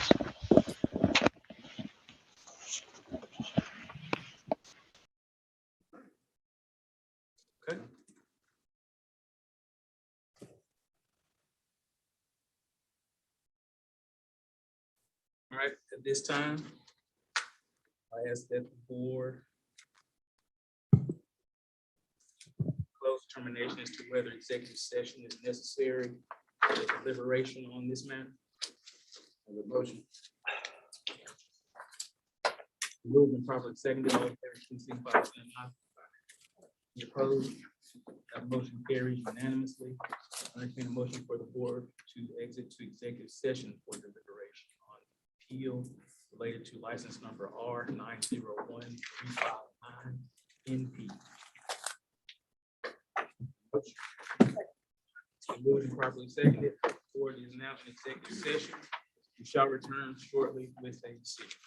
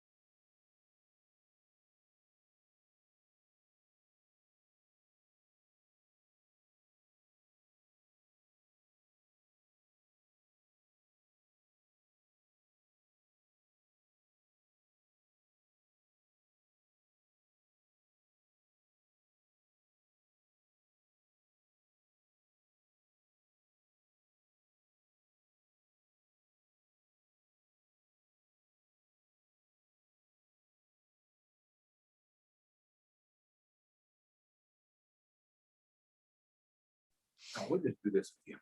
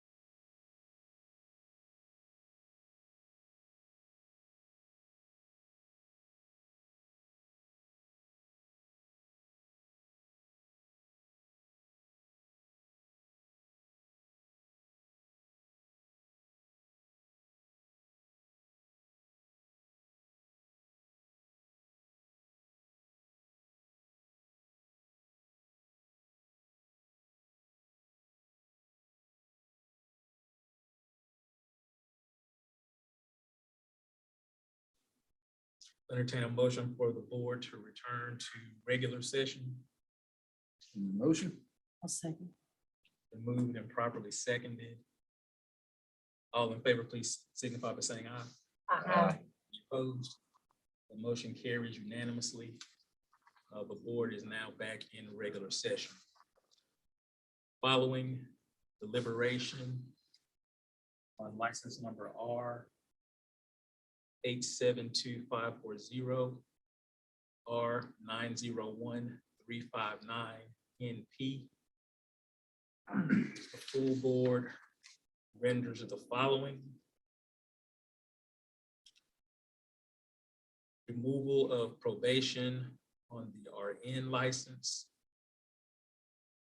24 months probation on the APRN license only, 12 months minimum DEA controlled substance suspended. Remainder of the order is affirmed. Any questions, gentlemen? No, sir. Thank you. If I could, Mr. Williams, make sure I've got it right so I can report it correctly. Removal of probation on the RN license, the probation of the APRN certification would be 24 months. And then you said, what was it on the prescriptive controlled substance? Like 12 months minimum DEA controlled substance suspended. After that 12 months, of course, you'd be able to petition for removal of that. Anything further, John? No, sir. Right, we will get that order to you hopefully within 30 to 45 days. And thank you for your time today. You may be excused. Thank you to the board. And have a motion to adjourn. Second.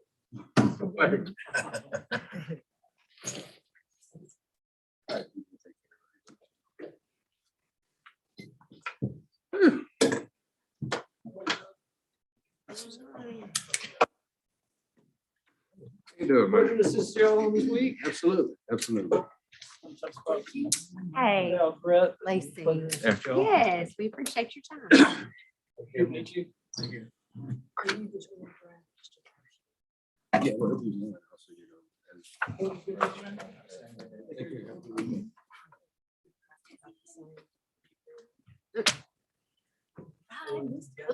Ready to ride? We're going north, aren't we? Going north. We're going north. I'm going to a funeral in Macon. So you know where I'm going. Started when Are you a foot or are you a river? I'm a hard to choose a car.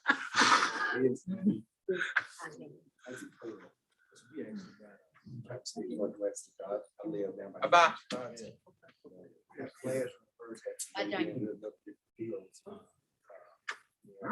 You got a jamboree started. So, Oh, yeah? did you get your truck fixed? I don't know, I'm gonna call them, see if we better get a part. Well, you know, my car, we're looking at 3 months for my truck. Because I think they're supposed to be. Well, see, like I said, the most Chevrolets, when the starter mess up, you can go up there and tap them. Yeah. I can't even get to it. You know, if you want to the Yeah. tractor though, Yeah. I take a screwdriver, bring it back, starter, put a screwdriver, and kind of stand back when I'm not under the Yeah. wheel. I can't believe, no, it's not say I can't believe it takes that long.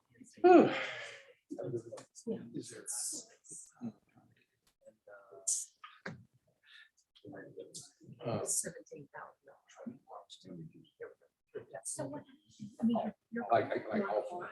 Okay. And my brother officially borrowed my car. Yeah.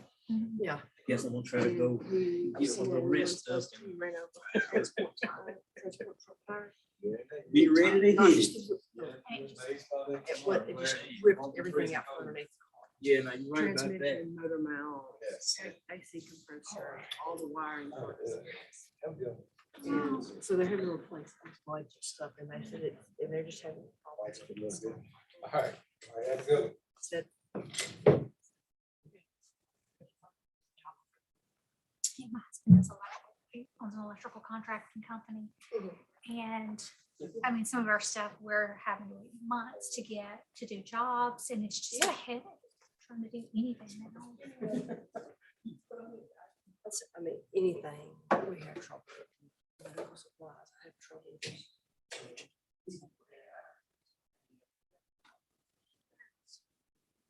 We're planting a garden this year, and my husband laughed because I mean, I grew up in the country, but I never worked a garden, I never planted one, but now he did. So we've had one in the past. He hadn't much time. I said, look, I want to plant a garden. I'm gonna work in it. Of course, he laughed at me, but I really do. Yeah, we've had one, well, we had one growing up the whole time I was growing up, but then me and they were playing with my mom.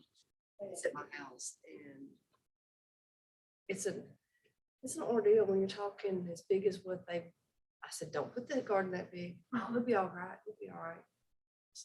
Don't put that garden that big. So now the garden is huge, and they think they had to fill up every little spot.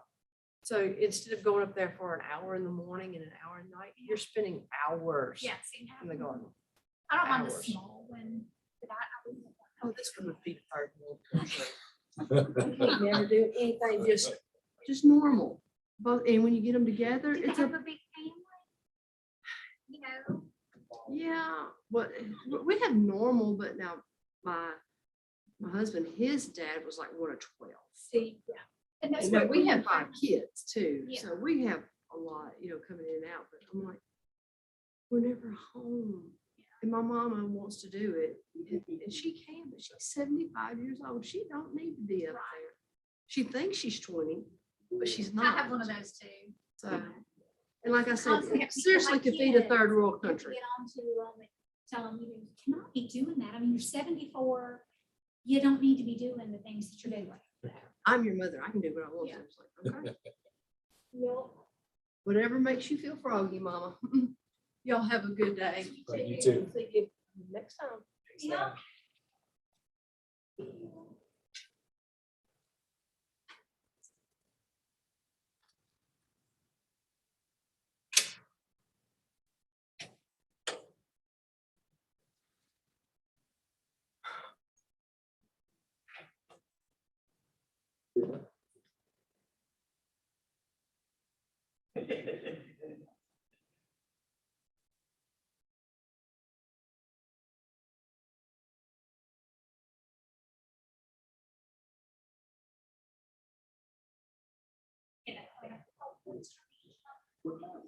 Really interested in. I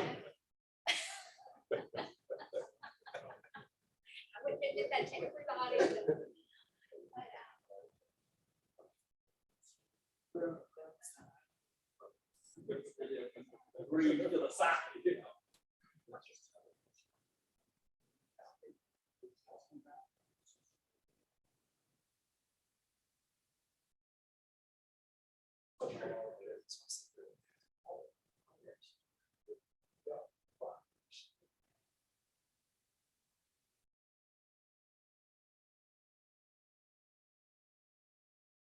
she just was a difference.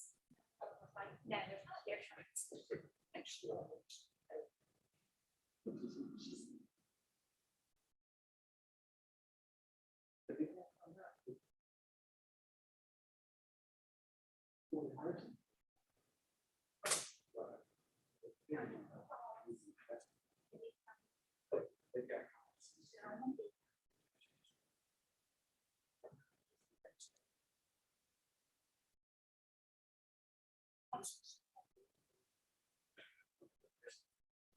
You know, and he actually.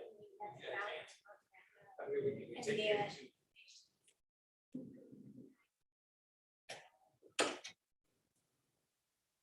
You know, so.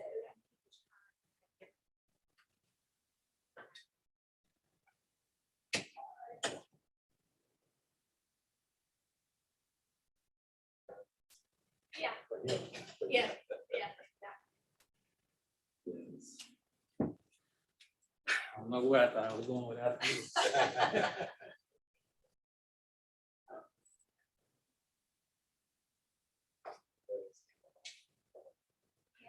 She said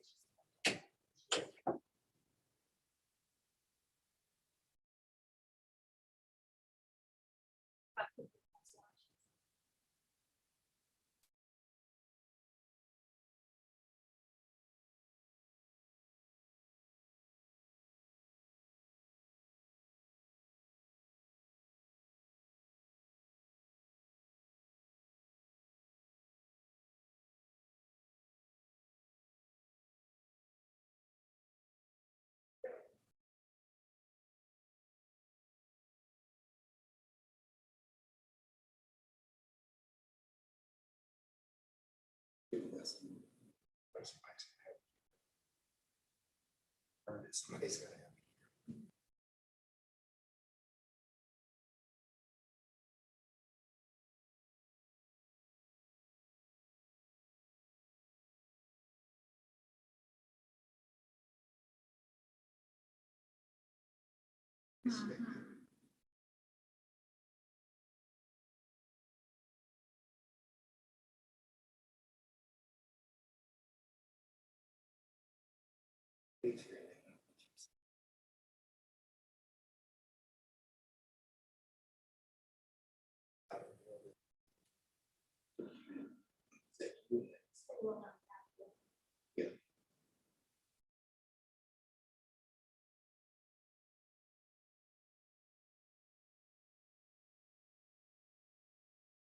I'm sure you'll see. But the-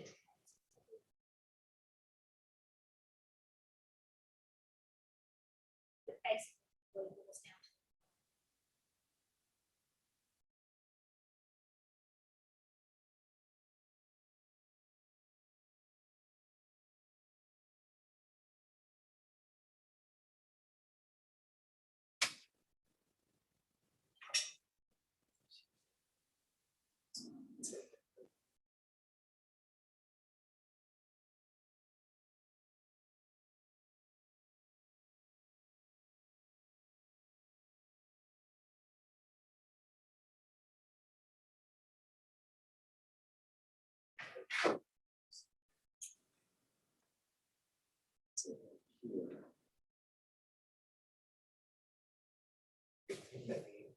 That's part one. Ladies there.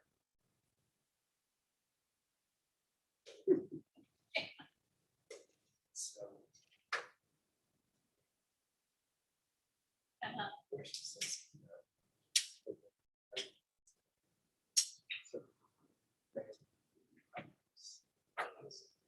you're sitting here talking, asking for questions.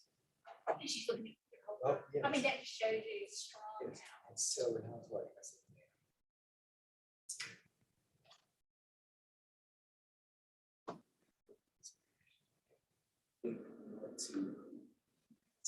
I said, so right now, it's listen to what you You think. need to focus on Yeah.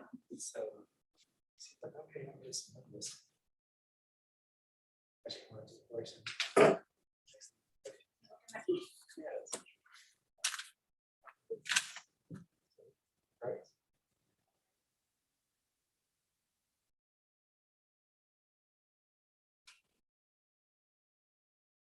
the way she has it. So that they get like, get registration.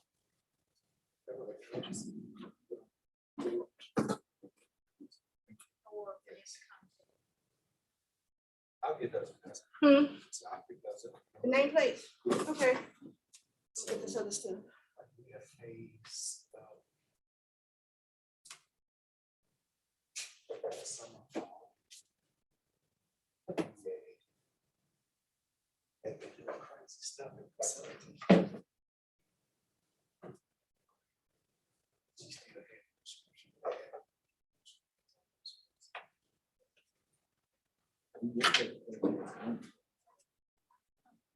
So guess what? If you get 80%,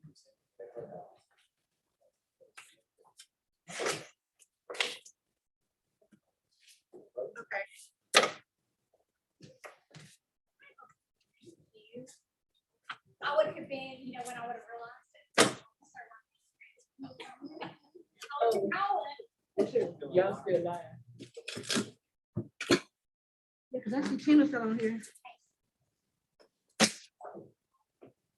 Yeah. Okay.